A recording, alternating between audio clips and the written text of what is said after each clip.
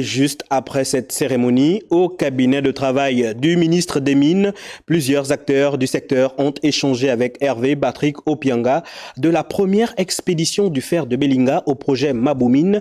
Tout est passé au peigne fin. Suivons le compte-rendu d'audience signé Lolita Obono. Richard Moubiwa.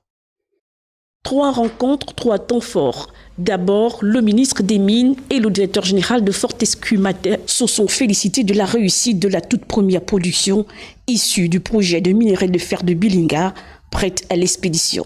On a pu discuter de la réussite justement du projet jusqu'à maintenant. On a parlé de l'avenir, ce qu'on va pouvoir faire, non seulement pour Ogooué et Vindo, la province, mais aussi pour tout le pays. La deuxième rencontre a été consacrée à un autre projet, celui du fer de Banyaka, dans le Haut-Ogooué. Nous avons 3 projets principaux.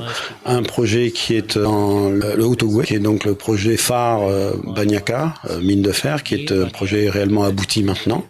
Nous avons un autre projet qui est donc sur Bakumba, et nous avons donc le 3e projet qui est dans le Walem-Tem. La mise en valeur du projet du gisement de Mabou-Mines a enfin fait l'objet d'une séance de travail. Venu faire une visite de courtoisie, une mise au point avec monsieur le ministre des Mines en ce qui concerne le projet Mabou-Mines, pour faire le point à ce jour du dossier, du projet, et voir quelles étaient les perspectives et ce qui était possible de faire, non seulement pour préserver le site, mais aussi pour relancer sérieusement ce projet dans les années qui viennent. À chaque fois, le ministre des Mines est revenu sur la priorité d'employer les nationaux, le soutien au gouvernement pour la réhabilitation du transgabonais et le respect des normes environnementales, tout en rassurant les opérateurs économiques sur les engagements de l'État.